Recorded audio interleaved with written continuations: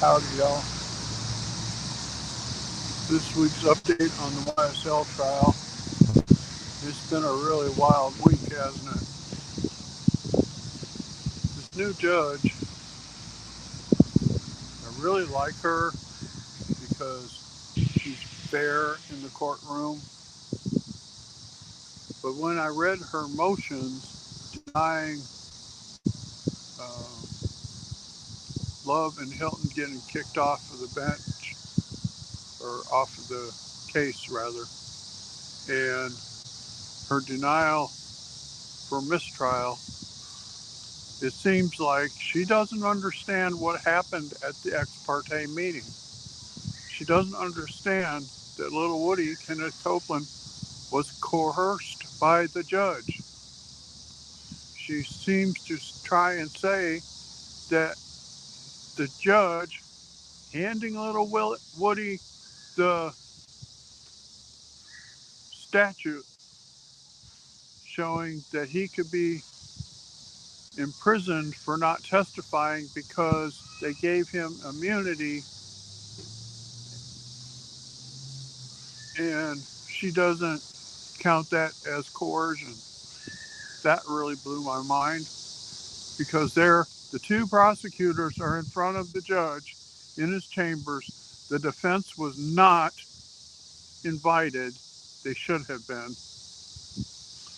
And she says that that was not a critical stage of the trial because the topic of the conversation was not about any of the defense or any of the witnesses or defense attorneys. But I beg to differ. The topic of the conversation was Kenneth Copeland, a sworn witness who was on the stand Friday, did not understand that he had immunity and took the fifth in front of the jury. And the two prosecutors tried to argue that they didn't know he was going to take the fifth. His attorney told them on Thursday before he was put on the stand Friday that he was going to plead the fifth. Hello, this is just beyond bizarre that she doesn't count that as coercion, and she doesn't find it worthy of dismissing the case. She doesn't find it worthy of kicking the prosecutors off of the case. That's just bizarre that she thinks that that was all okay. It was not okay. I have lawyers and cops in my family and friends, and they all say, no, this is not okay. This is not the way this is supposed to be done. But she seems to think so, and that's troubling.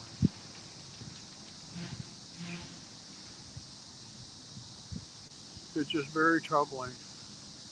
And it seems that she's pushing this trial off on the jury because she said yesterday that she was going to poll the jury and ask them, and well, she was going to inform them first that Kenneth Copeland's testimony had to be redone, that it was not important for them to know why it had to be redone, that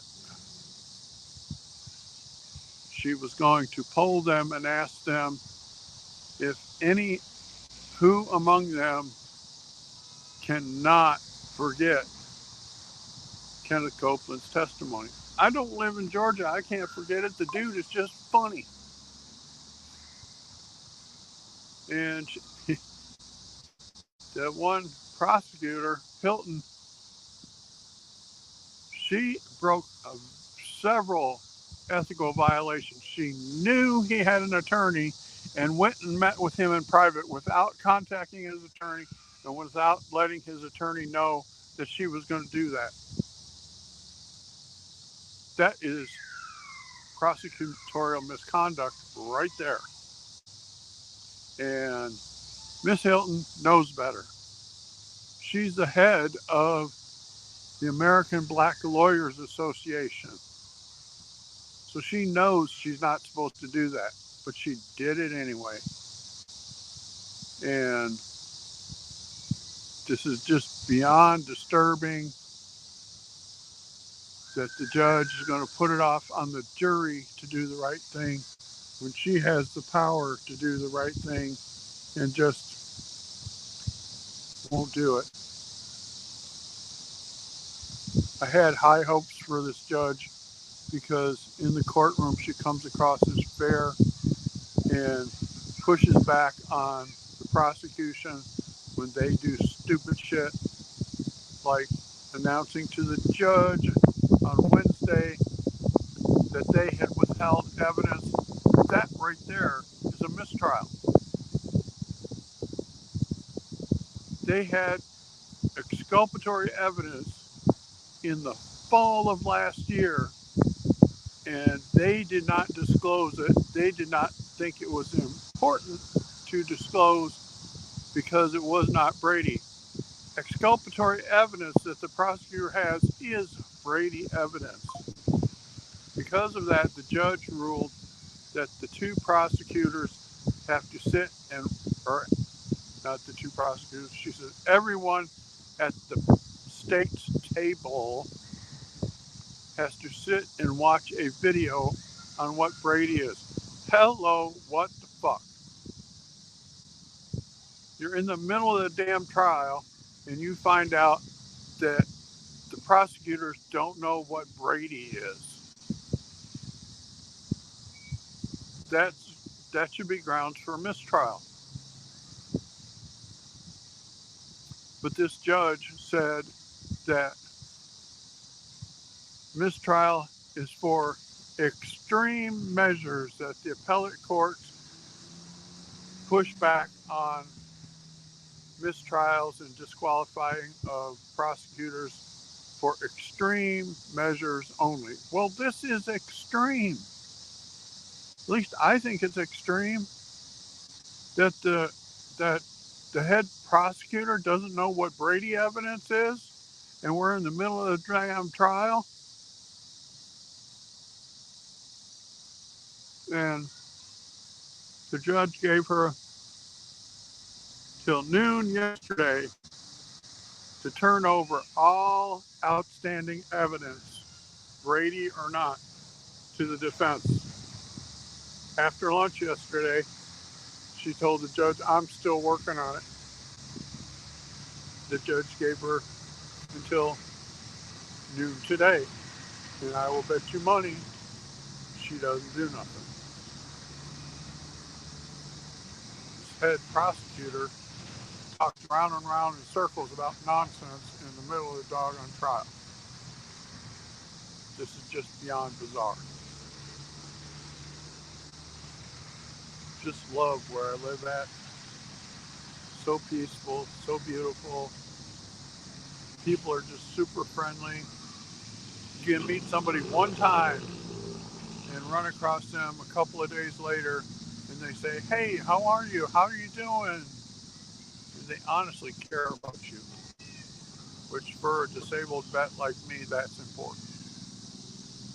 It's important to have people close by that really care, that show that they care.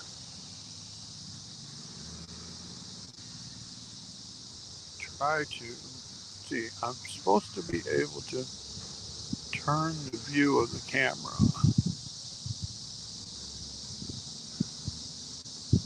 Comment.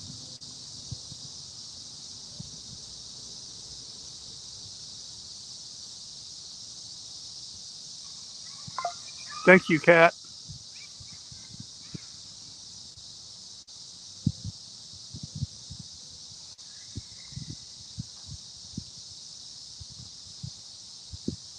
This trial is beyond bizarre to me, Kat.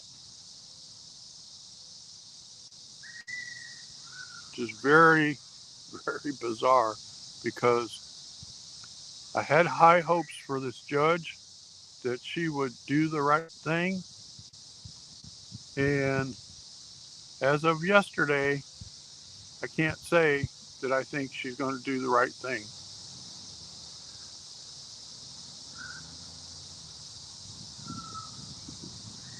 Yes, I saw that. He had submitted a request for certificate of immediate review. My feeling about the judge is she's going to deny it because I feel like she just wants to plow through with this trial no matter what. Because when Attorney Love did not understand Brady, that should have been the end of the trial. You have a prosecuting attorney in the middle of the trial, doesn't understand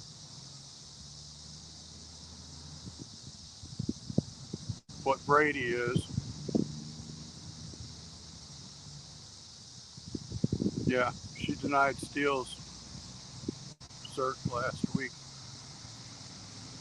This is just crazy that she's acting like this. I just can't get over reading.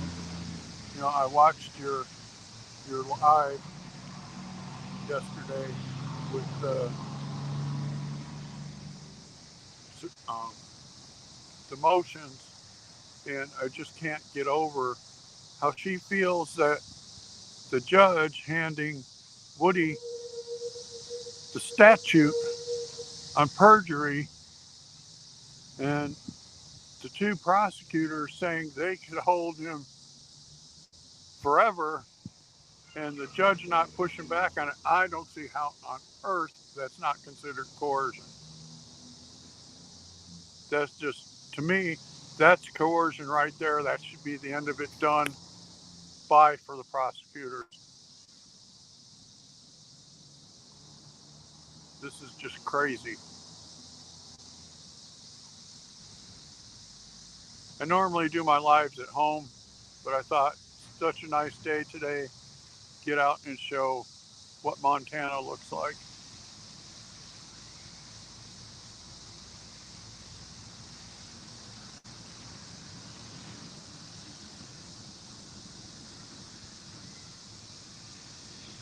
Yeah, I agree. You know, this whole thing right here, the way she's acting about the ex parte meeting, stinks to high heaven. It's just, I don't know what's going on, but something's going on behind the scenes, you know. She points it out in the transcript, but if you go back and watch the video, you can barely hear Love say, "Oh, we might need an ex parte," but she doesn't say what for. Which, from my understanding, the judge, when the ex parte started, and it wasn't about scheduling or some emergency item, should have called into it. And like Judge Whitaker said, it all should have been done in open court, just like the one she did with little Woody the other day, in open court, everything on the record. And I just feel for Kayla because the judge really threw her under the bus. I just feel like that was the judge's way of saying, I don't like you, I don't like what you did, so here's what I'm saying.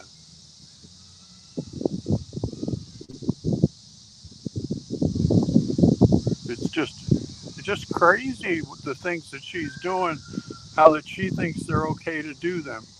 Am I the only one that thinks that's crazy? I don't think so.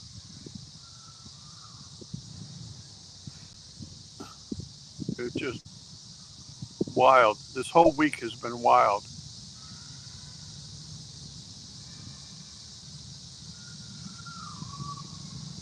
Right. I agree. She needs to call Hilton, put Hilton on the stand if she thinks Kayla is incredible. That's exactly right. But I don't see her doing that. And I don't understand her telling them to be there at 8 o'clock when the jury comes in at 8:45 and her saying we're going to get a lot done. You're going to get a lot done with love in 45 minutes? I don't see that happening.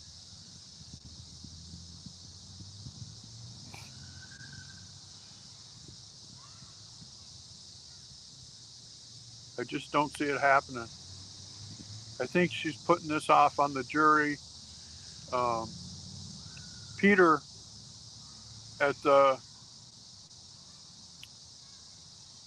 lawyer, his dad said if 4 jurors say they can't remember, it's an automatic mistrial because that's a third of the jury. Now she's saying 8. She said in court yesterday that if 8 jurors hold up their hand that they can't forget, then we're looking at mistrial. That's what makes me think she's putting this all on the jury. And I think there's only 2 alternates left. Am I right?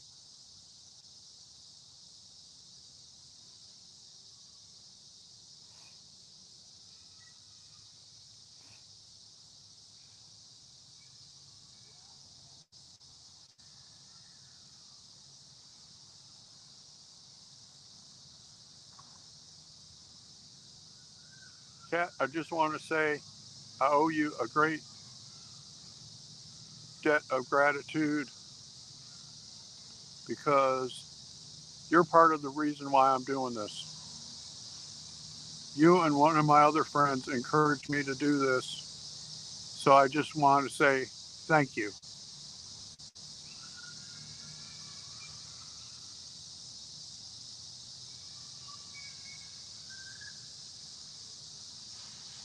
So Joseph Pop said 16 left for our alternates.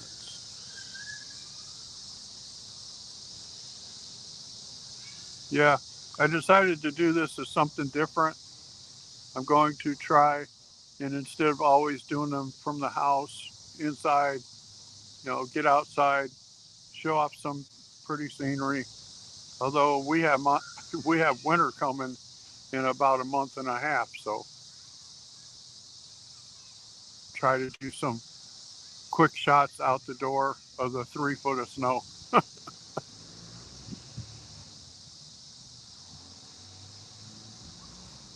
Yeah, I've got 17 subscribers now. Since I started covering this trial and doing the daily updates, I've gained 7 subscribers in 3 days. My video from 3 days ago has 89 views. 89 views in 3 days. I think that's just wild. I must be doing something right if it has 89 views in 3 days.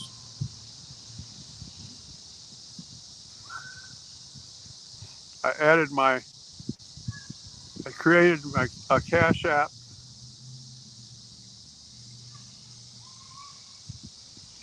Yep, snowball it right into winter.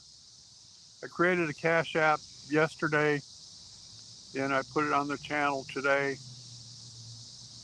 I'm not going to ask or beg for donations. Just put it up there. If somebody wants to donate, fine. If they don't, that's fine too. I'm not in this for the money. I'm in this because somebody has to give the right point of view.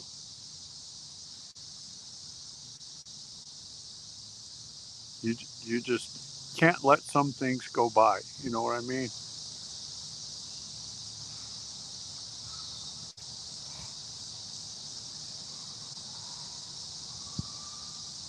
Fireside chat. Yep.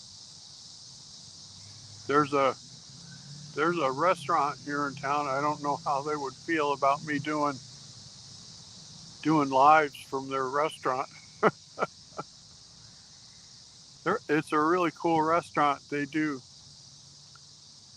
all of their um, cooking is done. Instead of having walls up around the kitchen, it's all plexiglass. You can see everything that they're doing. They got a big smoker in there to smoke the meat, grill. Everything's all in the open. You can see everything, and I really like that. Yeah, I'm growing to love YouTube because, you know, not only me, but you and others can say, hey, we don't think this is right without us getting into trouble. It's our First Amendment right to call up and point out and say, hey, wait a minute, what you're doing isn't right here. I started this channel just doing politics. I put politics and current events, and then I started doing the YSL trial. It's like, okay, this is kind of addictive. See where it goes after this. I really want to cover the Kohberger trial, the Moscow murders, because uh, I live in Montana. Where that happened is just like 6 or 8 hours away from me.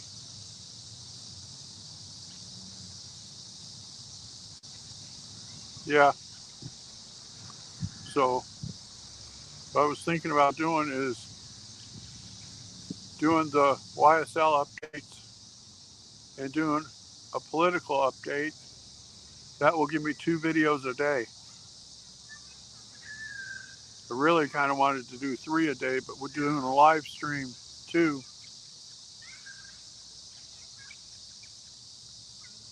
But I think that Kohberger trial about them 4 college students is gonna.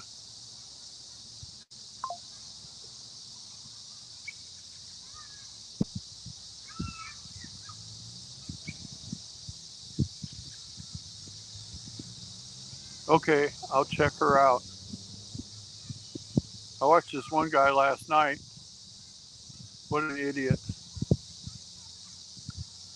He was supposed to be talking about the Kohberger trial, and he was talking about these 2 other people that got arrested, and it was some type of false circumstances or some crazy thing. And he was trying to say that the same thing happened to Kohberger. It's like, no, wrong. So then I started thinking, well, need to delve into that because that ain't that far away from me. If I needed to drive over there for a day, I could drive over there.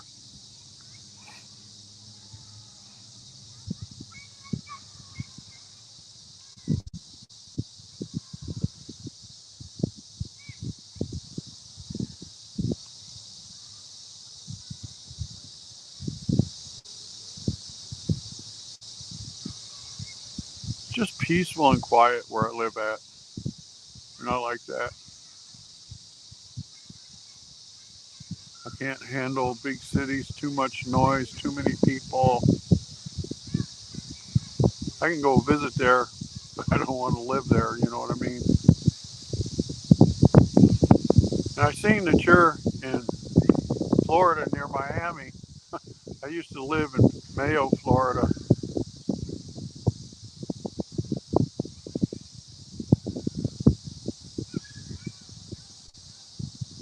Yeah, this is a really nice playground here. The place is actually huge. I'll try and turn the camera so that you can see. Okay, I'm sitting in the center of the playground.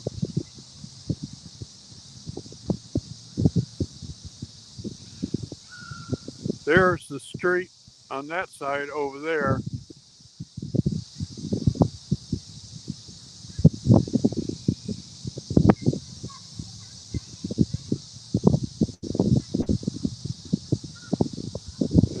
street on the south side.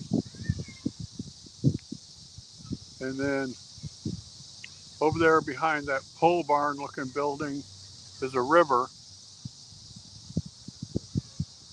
I would say this place is probably 10 acres square.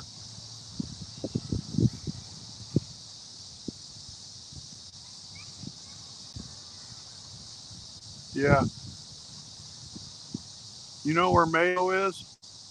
I lived in Mayo for 3 years and then I moved to Perry. I was there for almost 2 years. Perry was the biggest mistake I ever made. Nothing there, expensive as all get out. I paid in Perry, I rented a hotel room. I paid $1,690 a month for a motel room. And I thought, this is crazy, I gotta get out of here. And I came up here to Montana. I really like it here. Best move I ever made.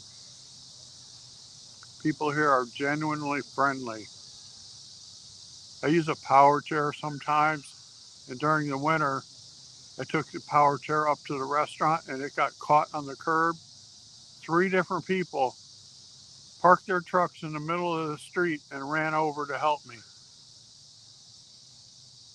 I was just surprised that 3 people would stop their trucks in the middle of the street, throw the door open and get out.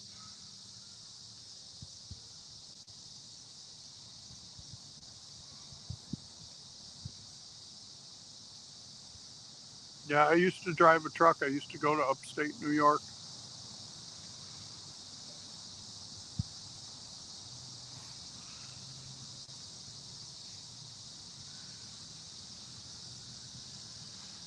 Yeah,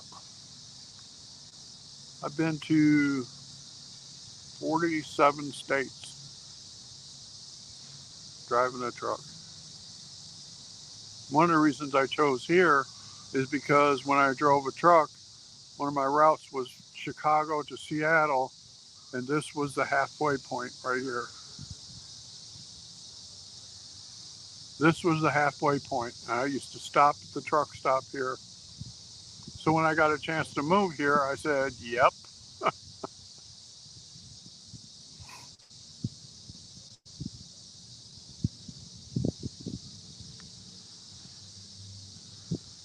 Yeah, Panhandle got pummeled again. Hurricane Debbie hit Steinhatchee.